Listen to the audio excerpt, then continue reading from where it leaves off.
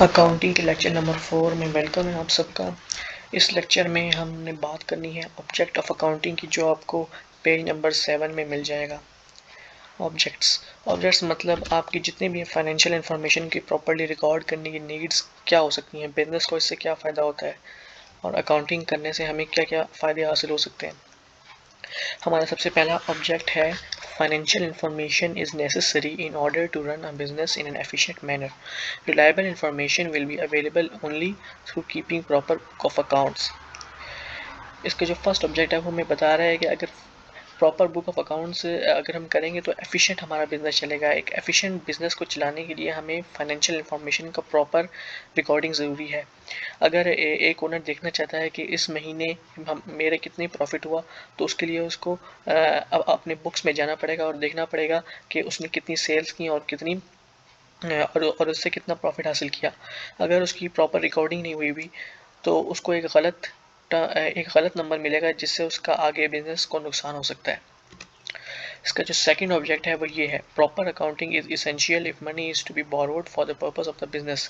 The lender will only agree to lend money when he is satisfied as to the solvency of the borrower. Information available from book of accounts is the means of measuring such solvency. अब एक owner जो है उसके पास business start करने के पैसे नहीं है, तो वो एक किसी और दूसरे के पास जाता है, कहता है कि मुझे अपने बिजनेस को आगे बढ़ाना है, तो मुझे उसके उसके लिए कुछ पैसों की ज़रूरत है। अब जिसने पैसे देने हैं वो सबसे पहले जो ओनर है उसकी जो बिज़नेस की बुक्स ऑफ अकाउंट्स देखेगा कि आया कि इसके पास कि इसका बिज़नेस आगे चलने के लायक है, क्या इसने अपने पिछले महीनों में कुछ प्रॉफिट्स कमाया है, और जो ये आगे हमें प्लान बता रहा है कि मैं इसको आगे एक्सपेंड करूँगा, क्या वो एक्सपेंड कर पाएगा, और सबसे इम्पोर्टेंट बात, क्या वो हमारे पैसे वापस दे पाएगा। यहाँ पे सोल्वेंसी का मतलब होता है क्या उसके पास ऐसा तो नहीं है कि वो बैंकरप्ट हो जाएगा, कि उसने पहले ही बहुत से लोगों से उधार लिया हुआ है और उनका उधार चुकाने के लिए हमसे उधार ले रहा है। तो इसके लिए वो एक proper book of accounts owner बनाता है, ताकि जो उसका लेंडर है वो उससे मुख्तलिफ हो जाए और आराम से अपने पैसे उसको ओनर को दे दे। उसका जो थर्ड ऑब्जेक्ट है वो ये है कि cash in hand can be verified and defalcation can be detected if proper book of accounts are maintained. अब एक बिजनेस में हर रोज़ चीज़ें बिकती हैं, चीज़ें सेल होती हैं, और हर रोज़ बहुत सारे पैसे जो हैं एक ओनर के पास आते हैं। अब अब ओनर के पास कुछ एम्प्लॉयज़ हैं। अब वो एम्प्लॉयज़ ऐसा भी तो कर सकते हैं कि चीज़ें बेचकर कुछ उन पैसों में से कुछ पैसे अपने पास रख लें। लेकिन जब हम अकाउंटिंग की बात करते हैं तो हम इसमें प्रॉपर बुक ऑफ अकाउंट में उसको रिकॉर्ड करेंगे। जो भी ट्रांज़ैक्शन होगी उसको एक रुपए से लेकर भी उसमें 1 रुपए की भी गलती नहीं होगी। तो इससे ये होगा कि हर महीने कोई भी ऐसा एम्प्लॉय कोई भी चोरी नहीं कर पाएगा। कोई भी अगर कहीं एम्प्लॉय कोशिश भी करेगा कि चोरी करने की, तो वो फिर प्रॉपर बुक ऑफ अकाउंट्स जब हमारी मेंटेन होंगी तो वो आखिर में पकड़ा जाएगा। ये भी हमारा एक अकाउंटिंग का बहुत बड़ा फ़ायदा होता है। इसके बाद payment of sale tax and income tax is only possible if proper book of accounts are maintained. अब हर महीने और हर साल एक बिज़नेस को सेल टैक्स देना होता है और एक इनकम टैक्स देना होता है।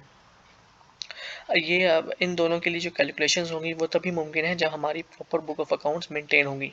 अगर एक बिज़नेस को एक महीना गुजर जाए और एक बिज़नेस ने सेल टैक्स और इनकम टैक्स देना हो, लेकिन उसकी बुक ऑफ अकाउंट्स में यही मालूमात मौजूद ना हो कि उसने कितने सामान बेचा है और उसकी बिज़नेस की इनकम कितनी हुई है, तो वो अब टैक्स कैसे दे पाएगा। इसी तरह गवर्नमेंट को भी बिज़नेस की बुक ऑफ अकाउंट्स का मौजूद होना चाहिए, ताकि वो देख सकें कि जो बिज़नेस जितना इनकम टैक्स और सेल टैक्स पे कर रहा है, क्या वो सही पे कर रहा है।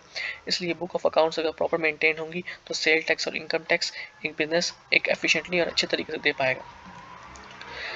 नेक्स्ट जो हमारा ऑब्जेक्ट है वो ये है कि in case of any dispute book of accounts can be produce in the court of law as documentary evidence. अब एक बिजनेस जब एक इंसान कर रहा होता है तो बहुत से कॉन्फ्लिक्ट्स होते हैं, बहुत से डिस्प्यूट्स होते हैं। फॉर एग्जांपल सप्लायर ने हमें चीज़ें फ़राहम कर दी और हमने उसे पैसे दे दिए, लेकिन उसने हम पे इल्ज़ाम लगाया कि हमने उसके पैसे नहीं दिए और वो कोर्ट चला गया। तो अब कैसे जो है हम इस कोर्ट के जो लॉ सूट है उससे बच पाएंगे और अपना केस जीत पाएंगे। हम ये तभी कर पाएंगे जब हमारे पास एक डॉक्यूमेंट्री एविडेंस होगा कि हमने उसको पैसे भेज दिए हैं, जो हमारी बुक ऑफ अकाउंट में भी लिखा होगा और सप्लायर के बुक ऑफ अकाउंट्स में भी लिखा होगा। इसी तरह अकाउंटिंग हमें मदद देता है, बहुत से जो है डॉक्यूमेंट्री एविडेंसेस देता है जो हम कोर्ट ऑफ लॉ में यूज़ कर सकते हैं केसेस जीतने के लिए।